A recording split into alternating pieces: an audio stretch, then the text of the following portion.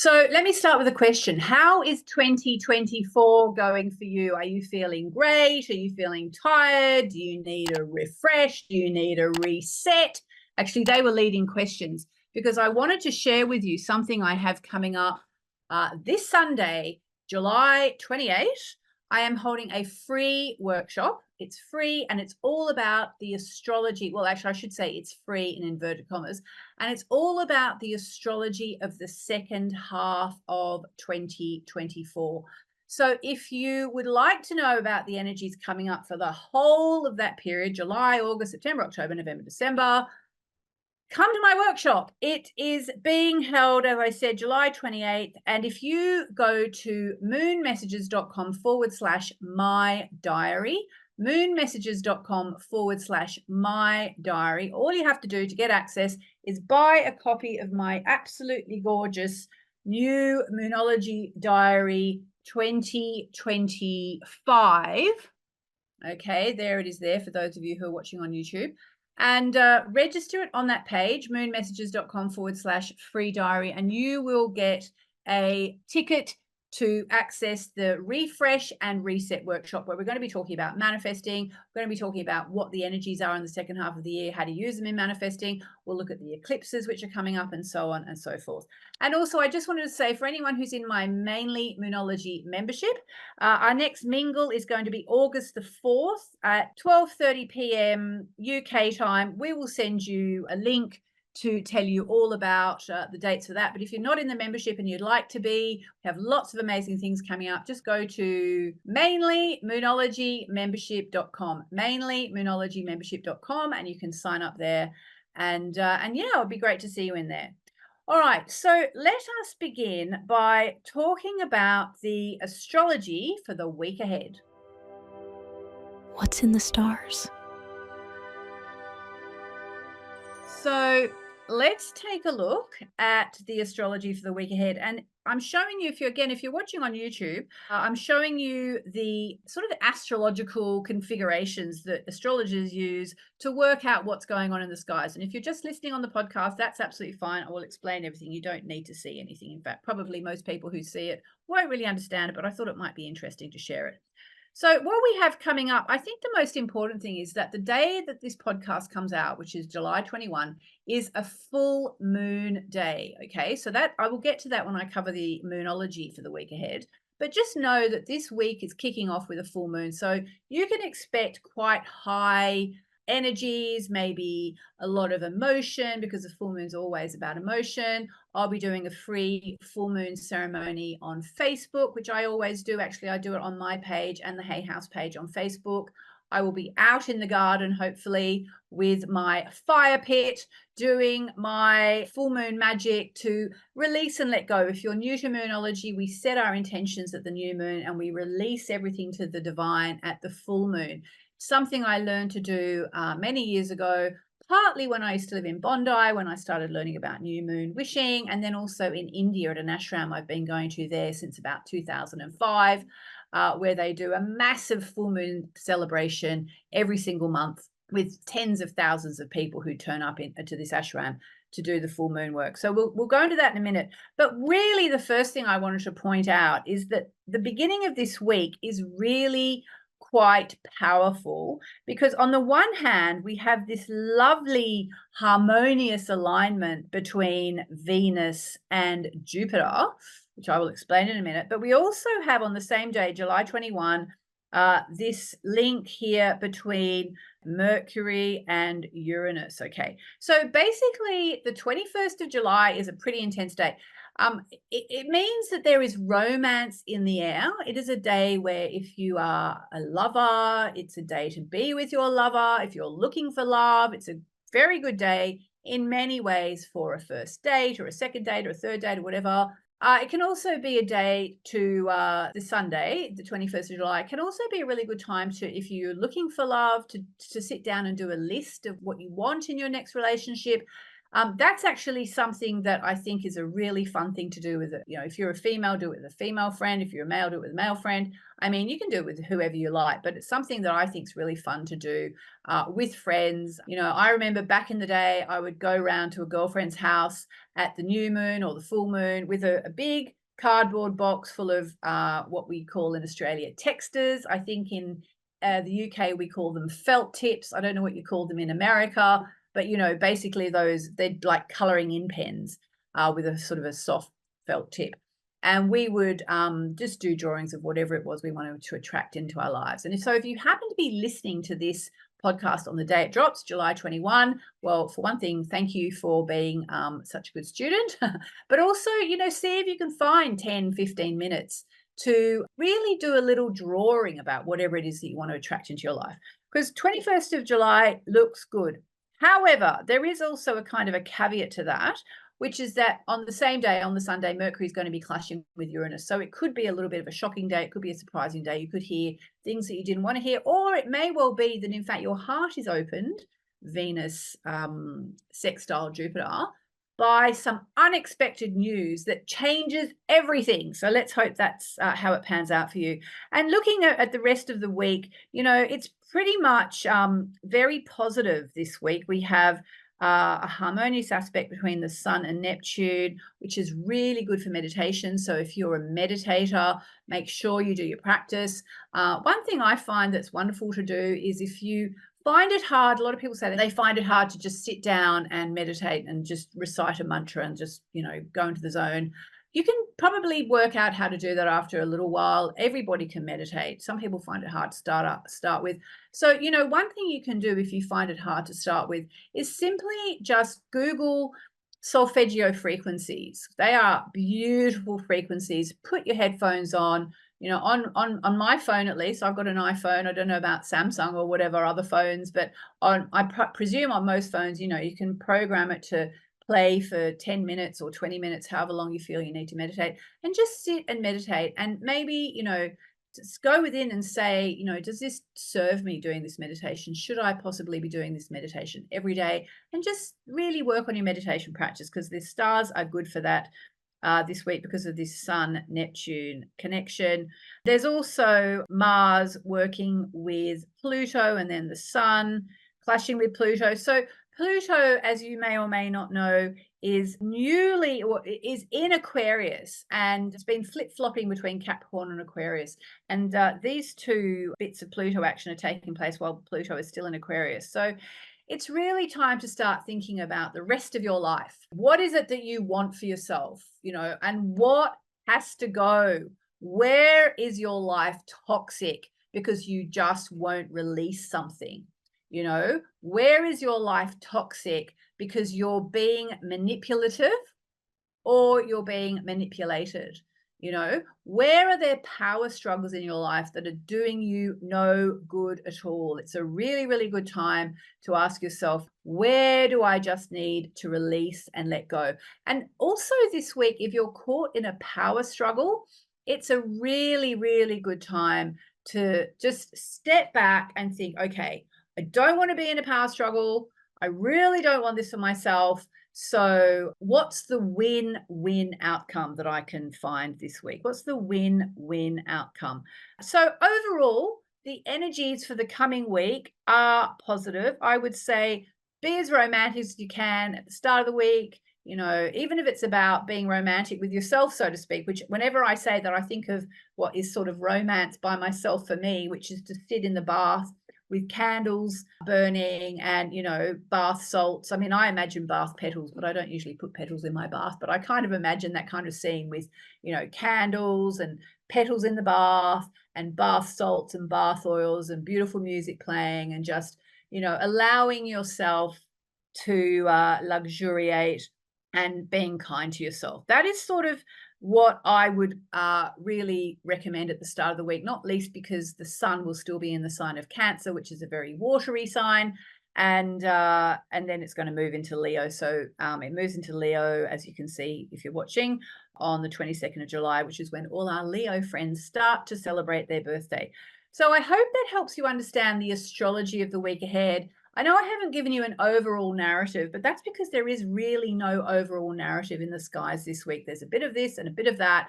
And really, the best thing to do is, well, I would say listen to this again and take notes and put it in your diary and just be really aware of the fact that there are all these different opportunities opening up this week.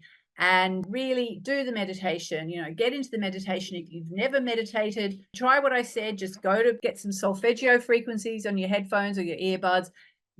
Set your timer for 5-10 minutes and just have it stop. Don't have a timer, because if you have a buzz, something going beep in your ear after 10 minutes of meditating, it will give your system a big shock.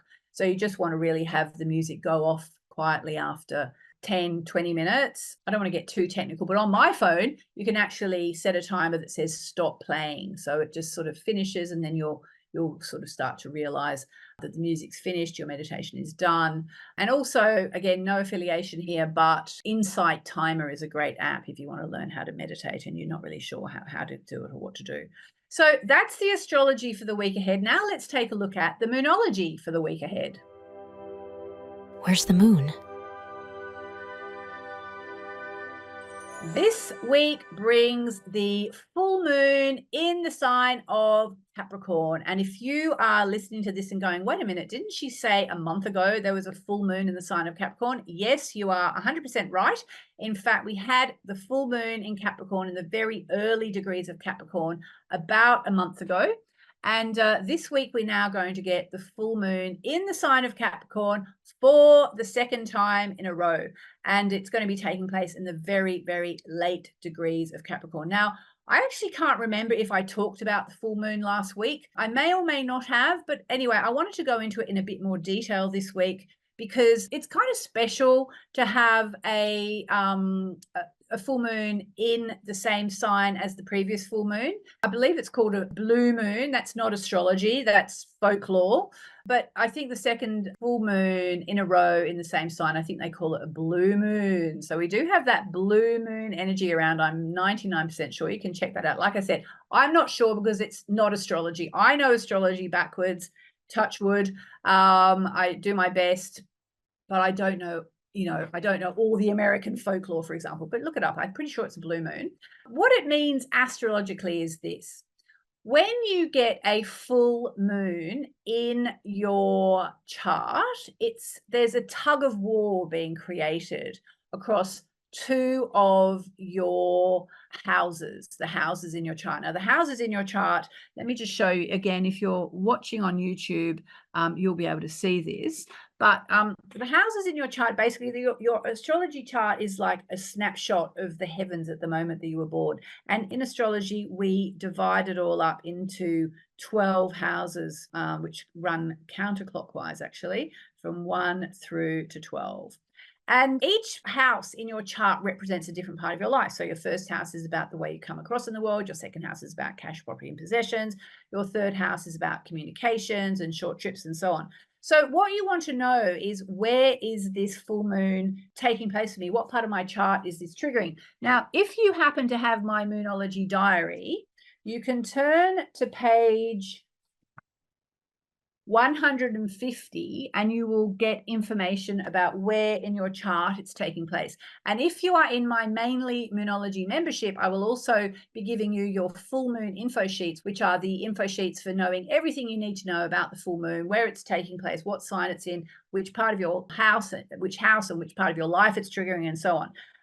Overall, though, if you don't have all that level of detail, join my membership or get the diary. For now, just know that whatever it is in your life where you felt about a month ago, this big tug of war, how am I going to balance these two parts of my life?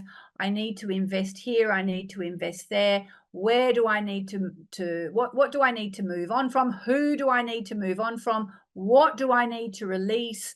What do I need to surrender to the divine?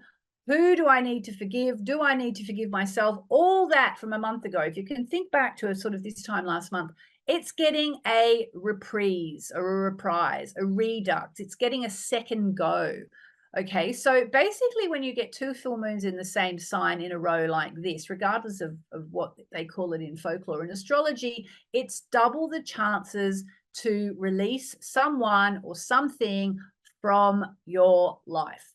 Okay. And you could even say, I mean, it sounds a bit dramatic, and maybe it is a little bit dramatic, but basically, if you think about it, when you incarnated in this particular body, in this particular lifetime, on this particular planet, there was some part of you that did it so that you would be however old you are now, and you would have this double chance to just release and let go of anything negative, anything toxic. Now, because I'm all about manifesting, I should mention it's always going to be about letting go so that you can vibrate at a higher level, because that is actually how we manifest, by raising our vibration. So every time you start to feel or upset or down in the dumps, you're going to spoil your ability to manifest. So this week, make it about letting go, let go of whatever it is that's holding you back. You know, I mean, there is this thing as well that happens in life, is sometimes we get so obsessed with someone or something that all we think about all the time is how to get this thing done, or get this person in our lives, or get rid of this person in our lives, or, you know, we get so tunnel vision on things. But then, you know, the problem with that is that we don't actually have a chance to manifest anything else, because we're focused on this one thing. Often it's on something that we can't control as well, which is even more problematic, because it can mean, because when it comes to manifesting, trust me, manifesting is real. Okay, manifesting works. But if you are just focused on this one thing that you just can't seem to make it happen, probably because it relies on someone else doing something, and we can't control other people. We can only control what we manifest. So the full moon is the ideal time to say, you know what? I've obsessed about this thing, or this person, or this situation, or this job, or this, you know, whatever problem for long enough. And I am going to commit to releasing it under this week's full moon. It's really one of the best things you can do for yourself this week. And if you look at the aspects for the full moon, which are on the screen for those of you watching on YouTube, my website on YouTube, I believe, is, actually, I can't remember now if it's Planet Yasmin Boland or Yasmin Boland Moonology. Just have a look at, just put Yasmin Boland in, I will come up, and you can watch it if you'd like to. But the really interesting thing is that when we look at the full moon in Capricorn, which is taking place July 21, 11:17 a.m. UK time. If you look on my Facebook page, you'll have your local time there. The first planetary aspect that's taking place after the full moon is this Venus-Jupiter connection that I talked about, followed by the Mercury-Uranus clash. So really, it's such a good time to move on from anyone or anything, especially to do with romance or riches, abundance, anything, you know, if you've got negative beliefs, you know, spend the day doing, tapping, for example. Go onto Google, find tapping to release fear, or tapping to release poverty mindset, or tapping to release an ex, or whatever you want to do. And use the letting go energies. It's a really, really powerful time to do it. And just looking at my beautiful Moonology diary, a little quick look at what we've got in there. Oh, yes, I've written about it here. Some will call it a blue moon, although that's not really an astrological term. Remember, each full moon takes place when the sun and moon are on the opposite sides of the zodiac. In this case, the sun is in Cancer and the moon is in Capricorn. The sun is all about ego, whereas the moon is all about feelings. During the full moon, there's a tug of war between our ego and our feelings. And that's why it brings up so many emotions. So when with 2 Capricorn full moons in a row, you're being asked to find a balance between the parts of your inner child that are being triggered. So pay attention.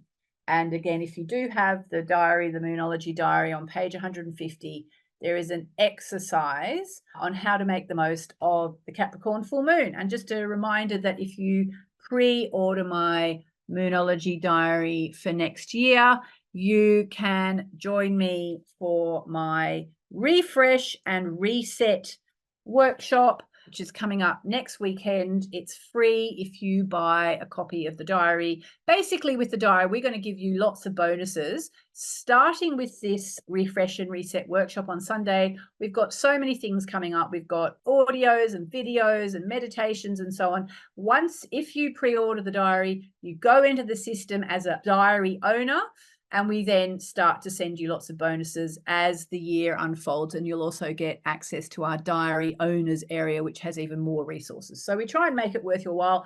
And, you know, people say this book is life-changing. These diaries are life-changing. And in fact, the astrologer, I do have multiple astrologers who help me with things like checking these diaries, for example, because obviously there's so many mistakes, opportunities for mistakes when you're writing about the whole year. And I have one particular astrology friend in Australia who edits, fact checks, basically make sure I haven't made a stupid mistake. And she said, what I love about this diary, Yasmin, is it actually helps people make the most of the energies. I think I've used a quote by her, Kim, somewhere on page. If you go to moonmessages.com/my diary, moonmessages.com/my diary, because I said to her, oh, Kim, that's so nice of you to say thank you. Can I quote you? She said, yes, of course.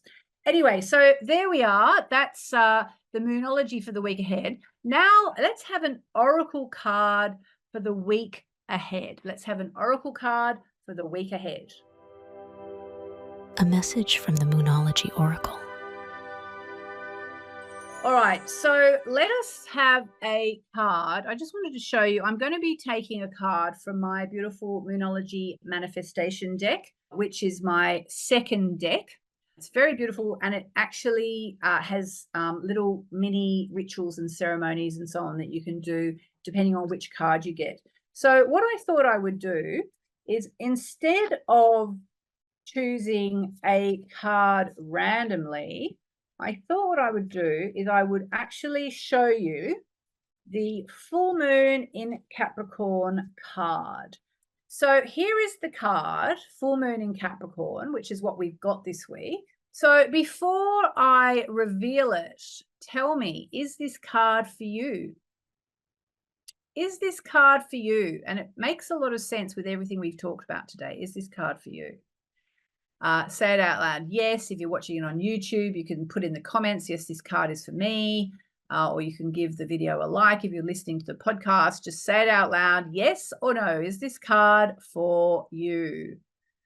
Here we go. In 3, 2, 1.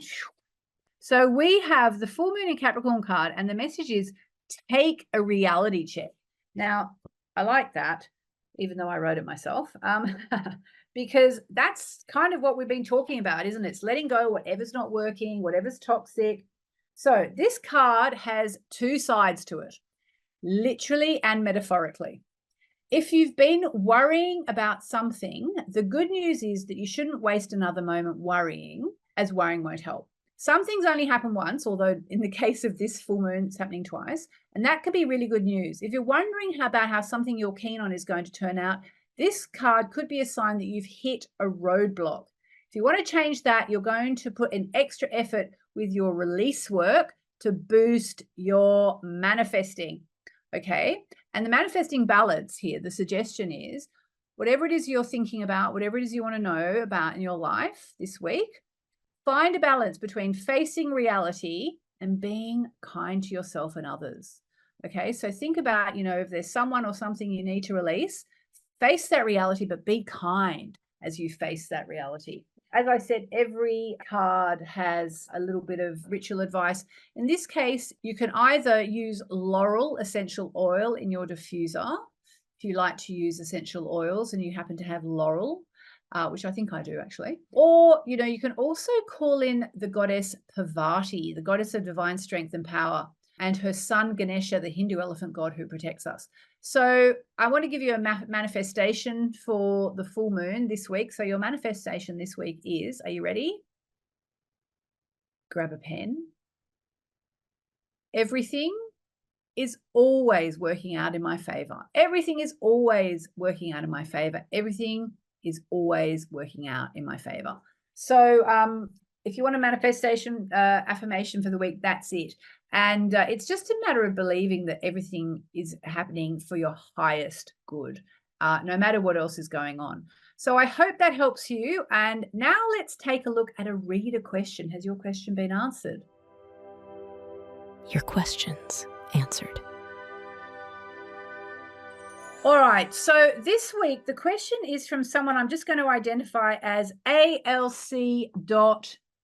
RF. You know who you are, ALC.RF, who asks, hello, I would like to know if you could determine my most favorable astrological dates in 2024 and 2025 for playing the lottery or gambling. Now, I chose this question for a couple of reasons. One, well, before anything else, let me just say, if you would like to submit a question, I believe you can just send them to support@yasminboland.com. Support@yasminboland.com. Now, one thing you need to tell me when you ask this question is, if you want me to look at your chart, you're going to have to tell me your time, date, and place of birth. We've actually had quite a few questions coming in where people have not told us their time, date, and place of birth. They might tell us the time, but not the date, or they tell us the date, but not where they were born. So make sure you include that. So this person, ALC.RF, did not tell me that. And they also asked this question, my most favorable astrological dates for 24 and 25. So playing the lottery and gambling. So let me just say one thing to start off with. This applies to everybody. Whether or not you are going to win the lottery is actually largely dependent on your birth chart. So even though some days might be luckier than others, and it's definitely been the case that people have gone, okay, Jupiter's on my Jupiter today, I'm going to play the lottery, and they've won. In many ways, it's how lucky you are in that sense is going to be hard coded into your astrology chart. Some people are here to sort of, get lucky. Some people are here to work hard. Some people are here to succeed. Some people are here to learn how to believe in themselves. Some people are here to learn to let go. It kind of depends on your chart. So even if ALC.RF had told me his or her time, date, and place of birth, I could have looked at it and said, look, these are your luckier times, so have a go. But a lot of it is encoded into your chart. So anyway, what I've done in the absence of any information about where this person, ALC.RF, was born, what I've done is I've had a look at the key Jupiter moments for the coming 12 months, Jupiter being the planet of luck and of winning the lottery and actually of gambling. Now, I would not recommend gambling. I'm going to just come out and say it. Because I feel that gambling can, it always goes in favor of the house, so to speak. If you go to a casino, the casino wins 99% of the time. So I would never recommend gambling. But for the record, gambling is covered by the planet Jupiter, and you do what you like, I suppose. But I don't want anyone to think I'm endorsing gambling by talking about this. And looking ahead at the astrology between now and this time next year, next month, August, there's actually a Jupiter square Saturn going on, which is not lucky at all. It's sort of very restrictive and telling you to be careful and be cautious and do not throw caution to the wind. Do not bet the farm. So do not be doing that. And actually, for those of you, again, watching on YouTube, you can see that this Jupiter square Saturn here on August 19 actually repeats at the end of the year, Jupiter square Saturn on December 24, and then it repeats again on June 15. Now, in one way, Jupiter square Saturn is a great aspect because it's very much about being real and not just relying on dumb luck. It's about knowing that, hard work pays off. And it's about knowing that there are no shortcuts and winning the lottery is a long shot, which we all know on some level anyway. I think the statistics are you're more likely to be eaten by a shark than to win the lottery or something like that. Or maybe that's only if you live in Australia. I don't know. But, the chances of winning the lottery are not great. But that said, everybody has moments when they're lucky. Now, looking ahead at the next 12 months, to me, there is absolutely nothing standing out as a very, very lucky alignment. We have the Jupiter square Saturn repeating 3 times. We have Jupiter trining Chiron in October and November, and then again in May next year. Now, that's nice, but it's really not as much about luck as it is about healing. Now, healing is important in luck because when we start to heal, then we vibrate at a higher level. And when we vibrate at a higher level, we are better manifestors. And so whatever luck there is in our chart, we can start to tap into that. So if you want to kind of improve your luck by healing, then we have October 12, November 2, and then we have May 18 next year. They're really powerful times for healing, to work on yourself. But that's not just a one and done thing. That's an ongoing process. And we have Jupiter changing signs, moving into Cancer now. For the Cancerians out there, and especially the Cancerians, the Capricorns, the Aries, and the Libras, it is going to be an extra lucky time. But then June 19, we see Jupiter square Neptune. And again, that is not particularly lucky. In fact, if anything, it's a time where you can be a bit deluded. So maybe you go and pay all this money into what in Australia we call them tax lotto.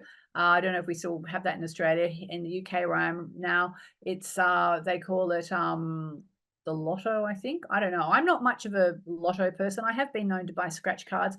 I mean, that's what I would say is whenever you feel extra lucky, assume that something in your birth chart is being triggered and just go and spend £1 or $1 or $5 max. Do not bet the farm and see, if you're meant to win, you will win. Now, I don't know if that really answers your question, alc.rf, but it is a good opportunity to remind people you can send your questions in to support@yasminboland.com. As I say all this, I'm thinking, you know what, to my team, we need to build a landing page where people can put their time, date, and place of birth in so that the questions we get, we make sure we have the information that we need. And we will continue to do one question a week for as long as we're doing the podcast, I think, more than likely.